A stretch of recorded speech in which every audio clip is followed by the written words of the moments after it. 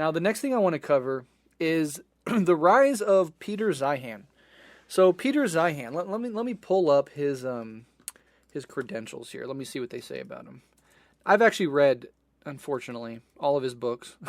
Well, I have Audible, and I listen to his books. He's like okay, let me see. Peter Zeihan is an expert in geopolitics, the study of how place impacts financial, economic, cultural, political, and military development. So he's kind of passed off as this geopolitical analyst, this expert in geopolitics, and he offers geopolitical analysis to investors or to corporations, maybe to governments, to help them get a better idea of the lay of the geopolitical land, where it is safe to invest, where it is not safe to invest. But as of late in the last year, he's really, really blown up, and he's everywhere. Podcast, all the radical centrist bros out there having him on his podcast. I know Sagar and Jetty from the Breaking Points with Crystal Ball have had him on many, many times. And like I said, I'm not just talking from ignorance here. I've read all of his books except maybe one, but his 3 most recent books, at least, I've fully read. And there is some interesting stuff. I mean, I'm not saying everything he says is completely wrong. He kind of has ways of thinking about geopolitics that are just different than what I've come across. And, I read books from people I adamantly disagree with, and I can always take a few things of value from them. But he's really blown up in the last year. And one of the things he does with this sheen of hyper-respectability and expertise is constantly and confidently tell us over and over again, and whoever will have him on will hear this, that China is going to collapse. That China, there's no way China is not going to collapse. It is a hellish dictatorship. Xi has completely scared everybody in the Communist Party and everybody around him so that nobody can tell Xi any of the truth. If Xi doesn't like it, that person is done. And so because of this terrible information chain based on Xi's dictatorial personality, China is not getting good information. It's fucking up, and it's eventually going to utterly collapse, and there's literally no way around it, and it's not even going to take a push from the United States to create it or to make it happen. And I just want, and so this is a person that's highly respected, goes on, mainstream shows as well as those sort of non-mainstream, on the fringe of the mainstream, quote-unquote dissident shows that are kind of getting big as of late. And he goes around and he says this stuff with extreme confidence and is promoted by people, all across the spectrum to continue this sort of analysis. So what I'm going to do, I'm going to play a clip from him on, I don't even know this fucking guy, but I guess this guy, Jack Carr, I assume he's a right-winger or some variation of center-right, libertarian douchebag from my approximation. But he's obviously completely naive when it comes to this topic. After Zeihan will say some just absolutely insane shit, this guy will be like, wow, okay.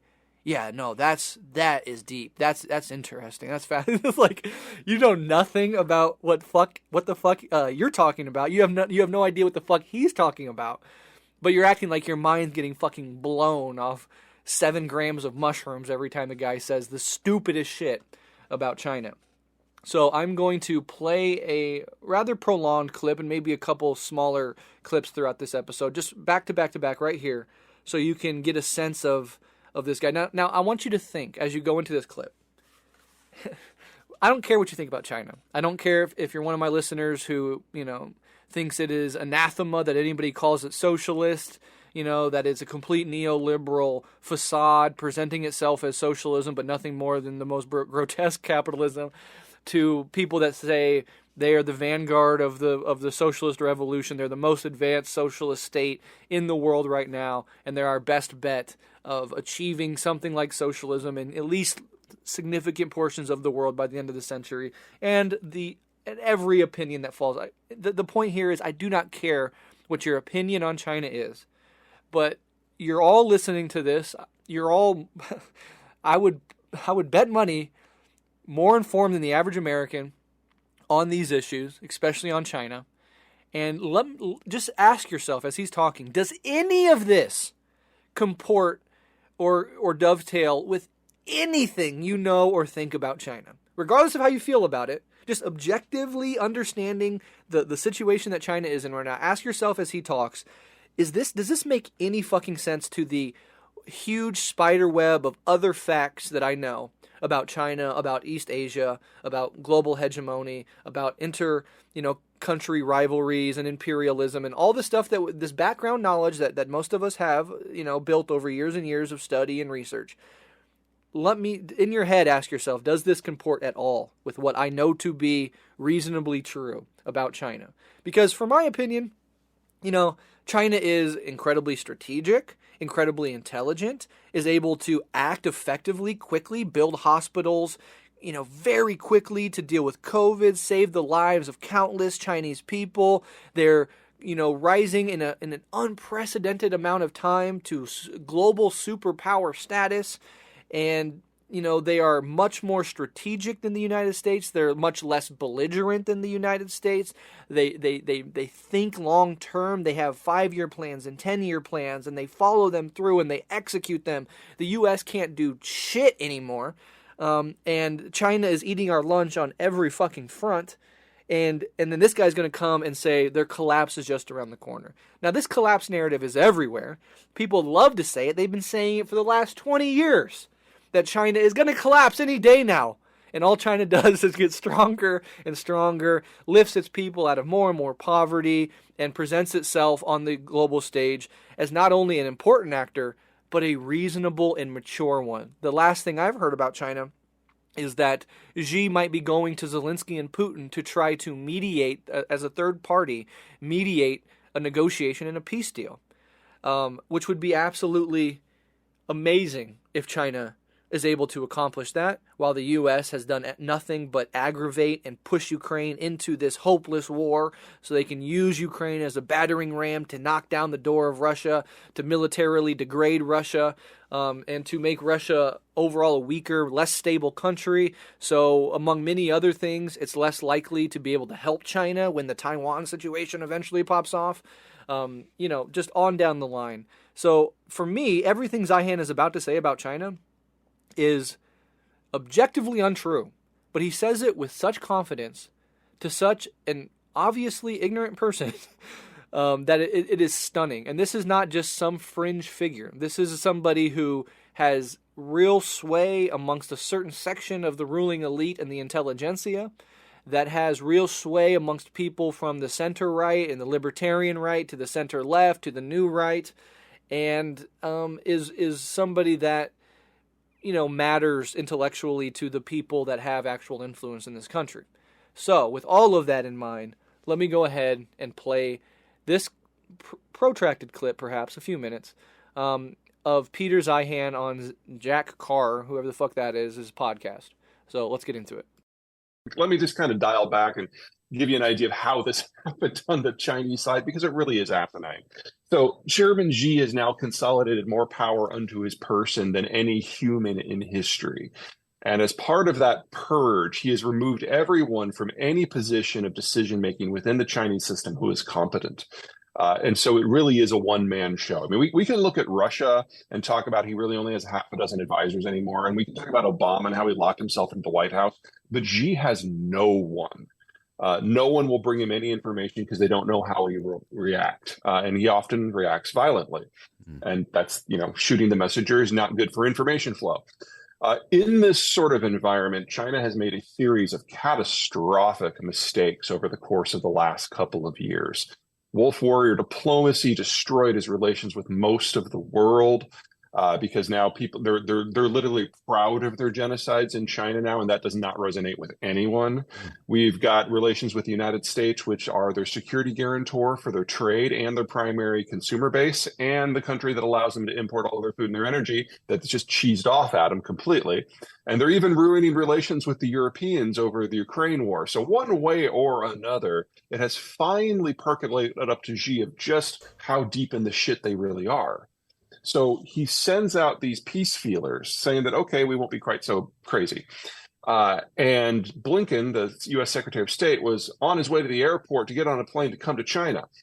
But because there's no information exchange within the Chinese system at all, some dumbass in their intelligence operation said, hey, I got an idea. Because we're in a cult of personality and the great leader hates all things United States, I am going to float a 350 foot across balloon over the United States that you don't even need binoculars to see.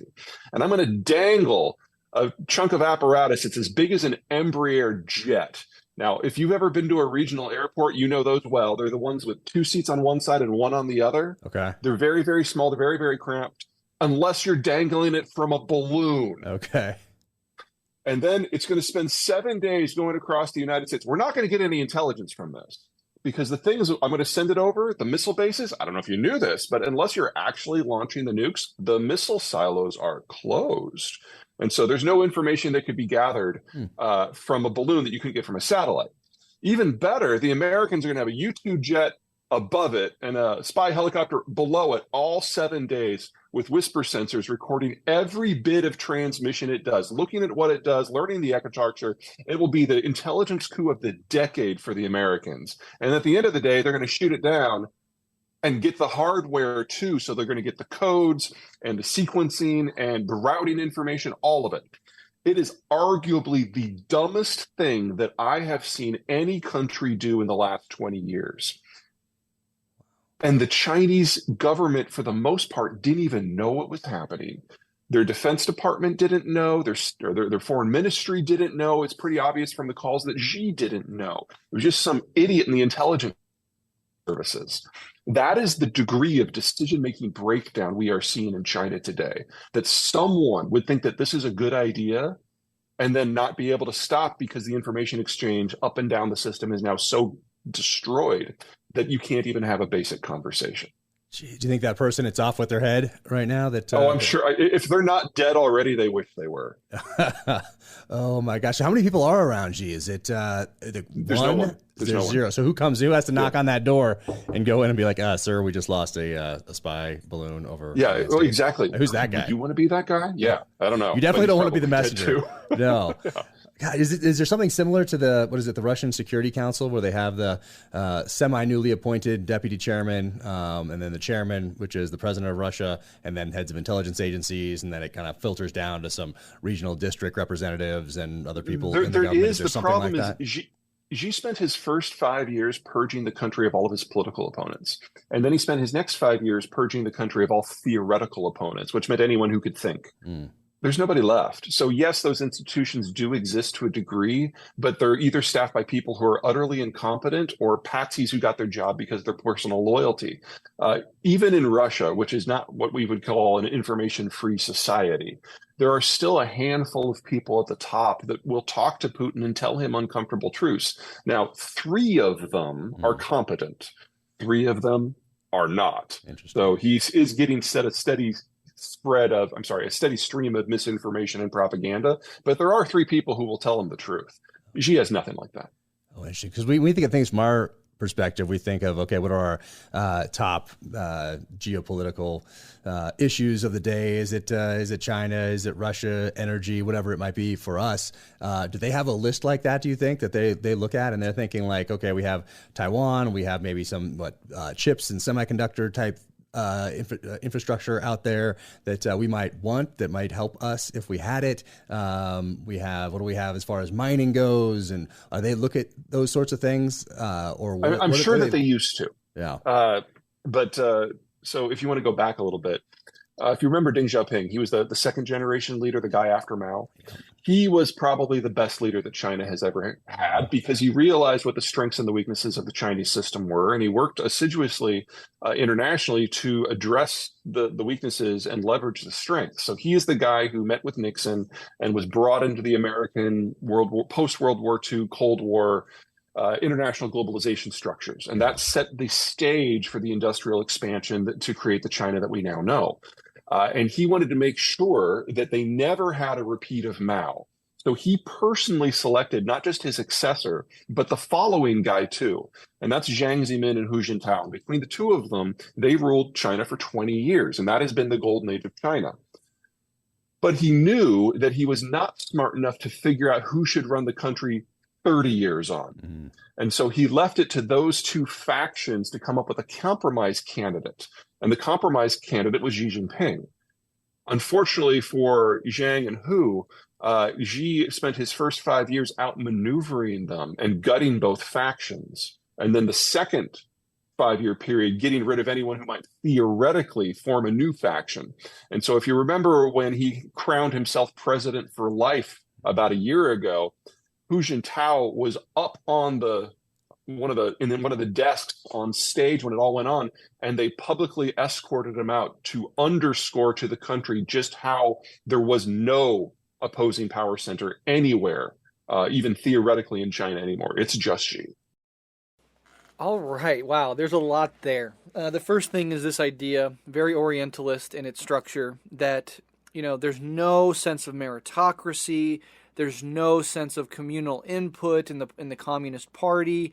The people that rise to the top are just the most ruthless plotters and schemers, not those with the most merit who've actually worked their way up through the party, showed through actions and their ability to be an executive at more local or regional levels, that they're competent and move up the ranks to be able to get the support of the full party, right? All of that is completely obliterated for this one-dimensional Mao 2.0 Orientalist-esque idea that over there, the people over there are just crazy plotters and schemers. There's no meritocracy in the Communist Party.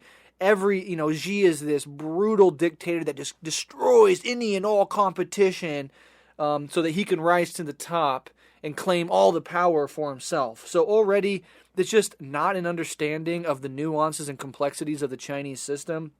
It plays into these Orientalist, Asian dictator mythologies and tropes that, Americans and Westerners just slop up. They fucking love this stuff. And that's what you get here. And Jack certainly eats up the slop throughout this entire discussion. Everything Peter says is taken as not only fact, but revelation. Prophetic how insightful this fucking guy is. Maybe you should read a few books on the topic, or fucking watch a documentary or two about the things you're going to be interviewing somebody on. I'm not saying that I know everything about every topic that I have a guest on, but there should be some room for healthy skepticism. But if you could see the video, Jack just has all of Peter's books stacked up. He's read all the books and just tells everybody to read these books. So he's obviously more of a fanboy than anything, critical here. And I'm not necessarily judging that. My style on Rev Left is not to be overly critical, is not to make the guest feel uncomfortable or to push back on all of the things that they say. But just the complete obvious ignorance on Jack's part and just the insane hyperbole on Peter's part and the way that the two feed off each other is wild. Peter also does this hyperbole thing about the balloon, as if this balloon is just the stupidest thing ever done, and it has all these fascinating secrets, and now the Americans have access to this balloon and all of the secrets of China, so isn't this a big stupid move by the Chinese? And that's just hyperbole. It's a dumb fucking balloon, and I guarantee that if they found and recovered the stuff from it, nothing monumental is going to be revealed. It is not some secret black box of Chinese secrets that the U.S. can now tap into because the Chinese are too dumb not to know that they shouldn't send it over American airspace for 7 days. So lots of hyperbole on the balloon thing. Nothing of any real substance is going to come out of the U.S. downing the balloon and finding anything meaningful or secretive about the Chinese and how they do things. And then he makes this claim that China just has terrible relations with everybody. Not a fucking country on earth trusts China or wants to do business with China. That is just objectively and abjectly false on every fucking level. Throughout the global south, China is broadening its alliances, its treaties, its deals, its cooperation with countries around the world. Of course, we're not pretending that China does these things out of some charitable part of their heart that just wants to help the world. I do think there's some of that, but they're operating in the national interest of the Chinese people. So every country operates in the national interest of the country that they represent. They're trying to negotiate deals that give them a good deal as well as the other person. This is how trade works. And what you'll notice is that almost everything Peter criticizes the Russians and the Chinese for, we could point to a trillion examples where that's true about the United States. And I'm going to show another clip that really drives that point home and watch how Peter acts in the face of a tepid fucking question about American imperialism abroad in a second here. But so according to Peter, though, China has terrible relations with everyone, and everybody's losing trust in China around the world. China is becoming more and more isolated by everybody not trusting China, not working with China, not wanting to work with China. And so I bet if you let him talk a little bit longer, he would say something that isn't so far as anybody is working with China.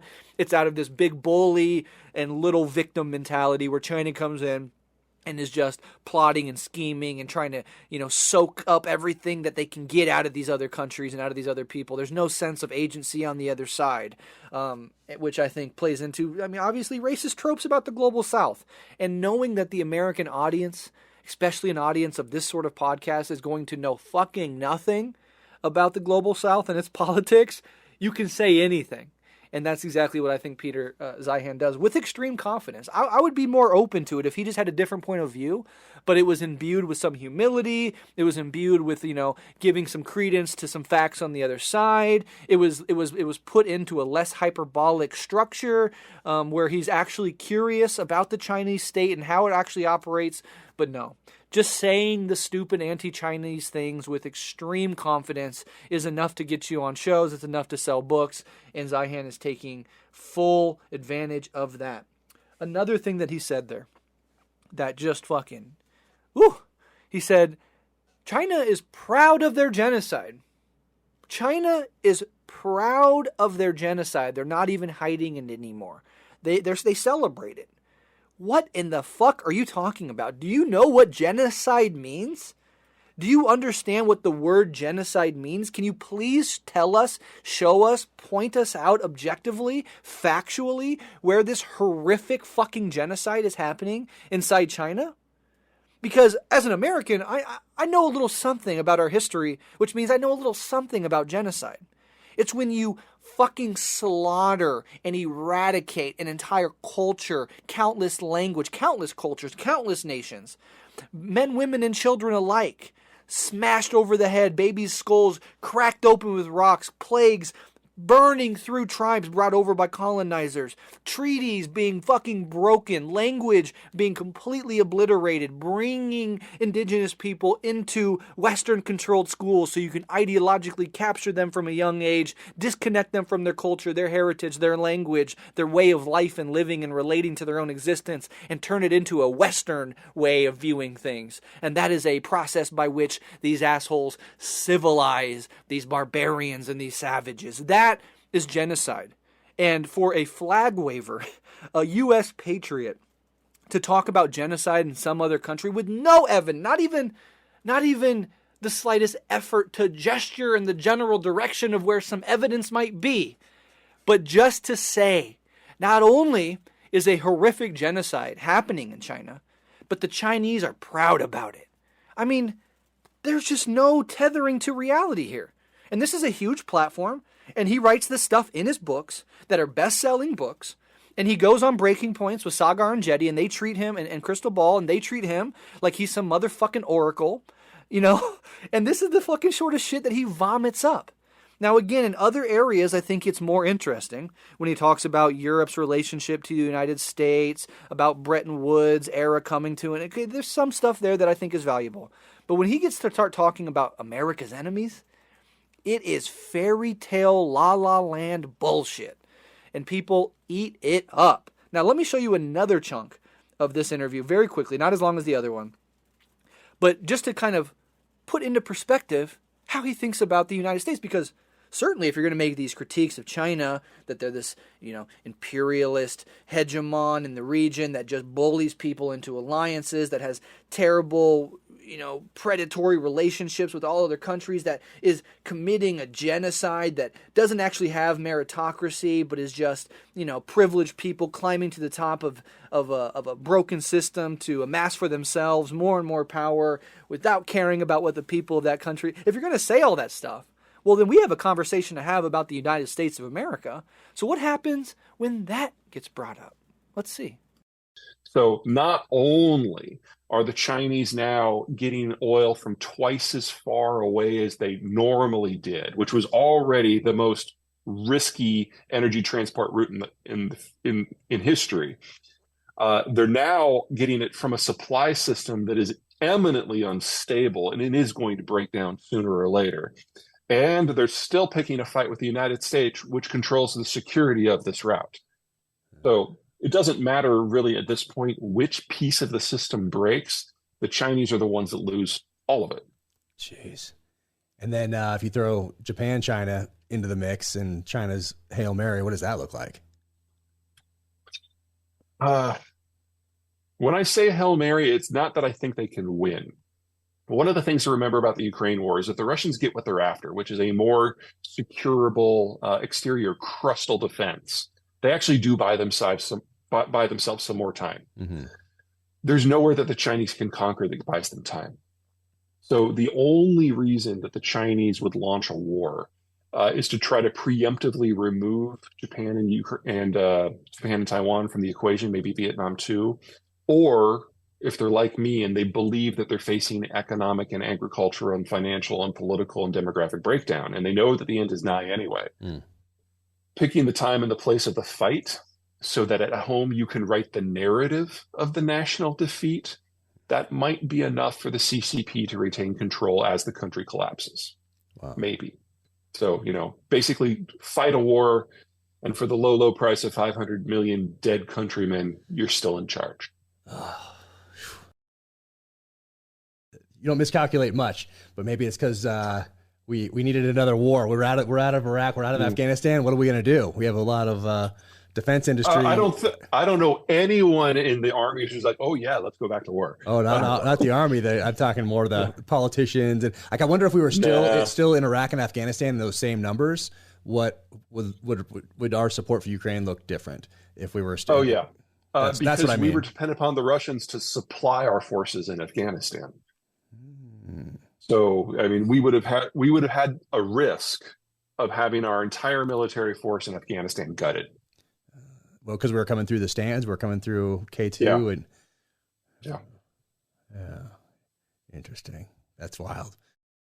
Okay, so wow, a few just amazing things happened in that little clip there. So, one thing, just how he frames shit, it's just so wild.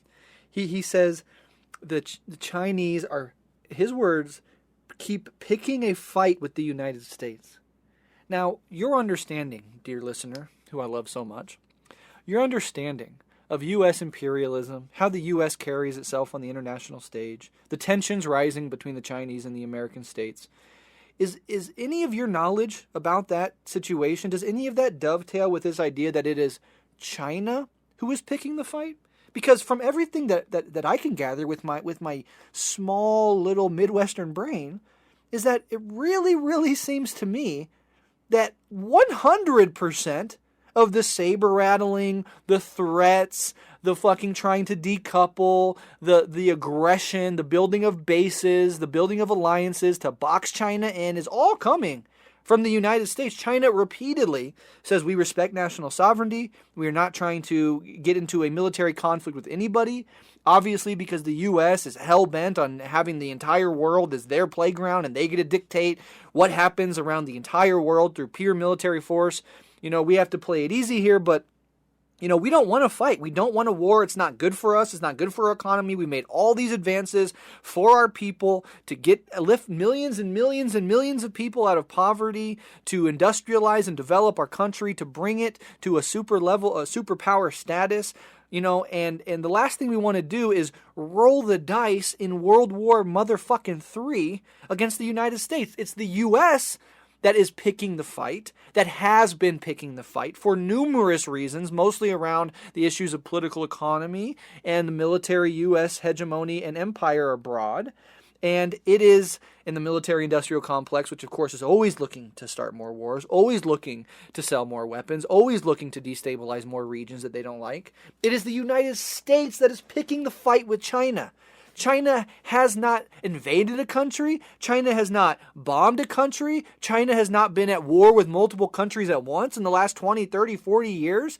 What is China doing other than developing itself, making U.S. and Western capitalists pissed, and just by developing and being themselves, threatening this idea that the U.S. can control the entire world with its military? and nobody can do shit about it. It is the U.S. that is in China's backyard. China is not in the U.S.'s backyard.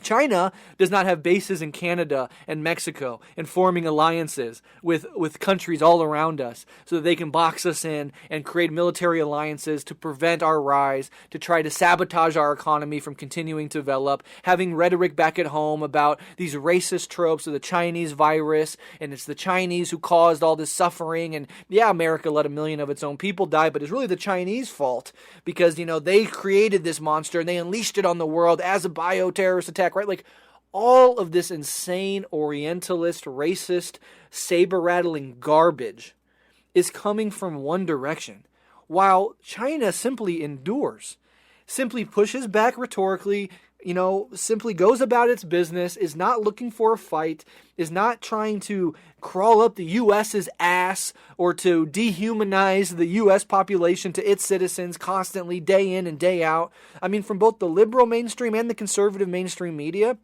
there is one shared hatred of China. I think the liberal media emphasizes their hatred of Russia a little more, and the conservative media emphasizes their hatred of China a little more. But ultimately, they're both serving the same purpose from two different ends. There's just nothing quite like that in China.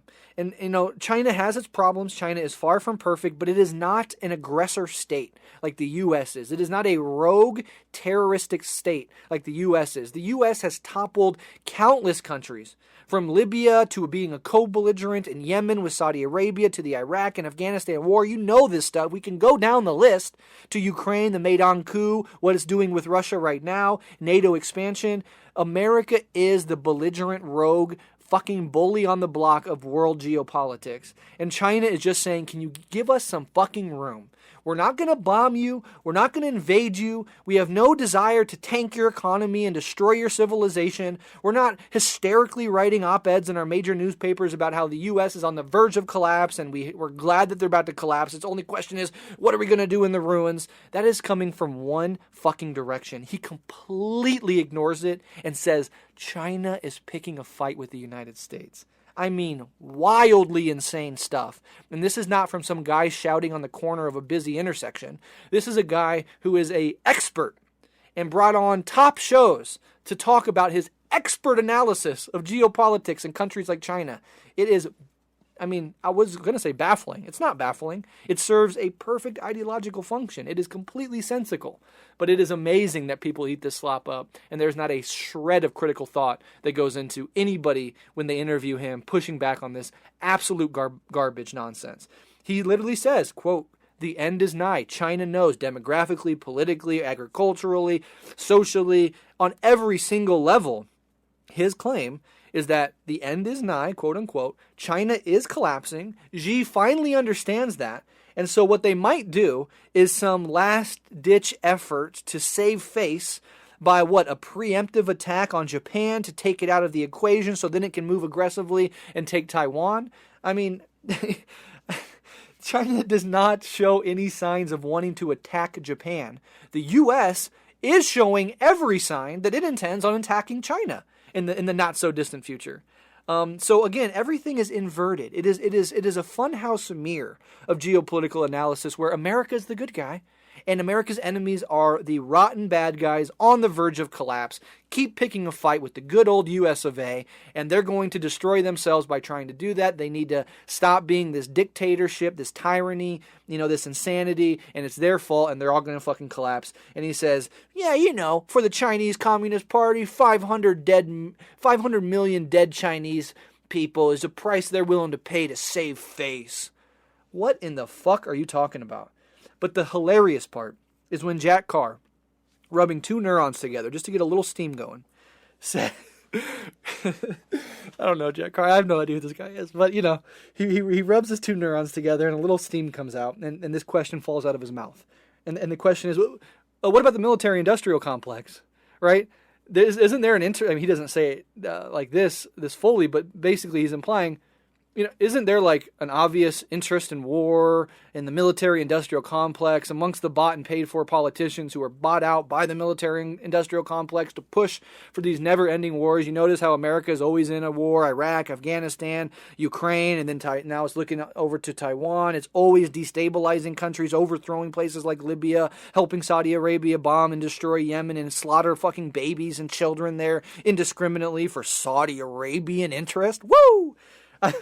He doesn't say all of this, but he's basically bringing up this question: what about America, sir? And Peter Zeihan is just, nah. That's literally what he says. Jack is talking about like politicians being bought out, the military-industrial complex, how America's always going to war, and Peter says there's not a single person in the army that I've ever talked to that wants more war, and then just hand waves away this idea that there's anything at all of relevance to the military-industrial complex and its constant war-mongering, war-making, how big corporations in the military-industrial complex fund politicians from both sides of the aisle so that no matter who's in office, their interests fundamentally get met. And that is why we've been at war one way or another, or funding wars, propping up wars, making wars happen one way or another since the fucking day I've been born. In 1989, almost continuously, America has been at war. Not true for China. That's not true for China. It is true for the United States. We know for a goddamn fact the role that the military-industrial complex plays. We know how corrupt our political system is. We know how the interests of the American people are always put on the back burner, while the interest of international and multinational corporations, particularly the war-making corporations, get front and center. They make all the decisions. They can sabotage an entire presidency if they want to, if they're not as militaristic as the U.S. military-industrial complex wants it to be. We understand that the U.S. military is made to go to war, that these people, these generals, people in the army, they'll pay lip service to war is a terrible thing. We don't want to do it. Their entire lives, their entire careers are about going to war and preparing themselves to go to war. They're going to fucking war. They've always been at war. And Peter says, nah, that's crazy. That's kooky conspiracy stuff. America, no negative implications. They have no desires to hurt anybody or do anything. America, and his books cash this out because his books are about geopolitical predictions down the line. And basically all his predictions center down to America's going to be fine. In fact, America, after this rough patch in the 20s, is going to be once again the sort of powerhouse. It's going to pull back its empire a bit. The Bretton Woods system, where America uses its military to defend international trading routes so that individual countries don't have to do that, that's going to come to an end. There's going to be a period of isolationism where the U.S. withdraws from its empire, but the whole rest of the world is going to be collapsing.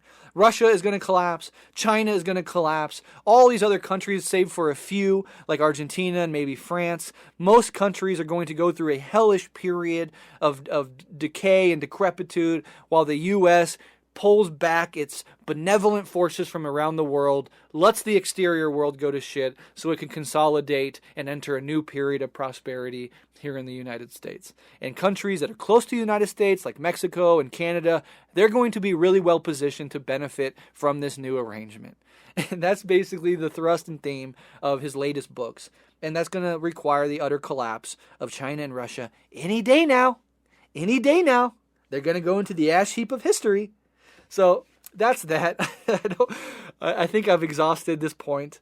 But it just is fascinating how these people that are presented as experts, and certainly a knowledgeable person. This is not somebody who just skimmed a Wikipedia page and then is pretending to be. I mean, this is somebody whose life is more or less dedicated to this and still rotted out by U.S. imperial ideology and Orientalism and treating the enemies of America as if they're always terrible. All their motivations are horrendous. They're going to fucking die and collapse, and America is going to enter a new period of robust renewal and regeneration, and it will last through the end of the century, more or less.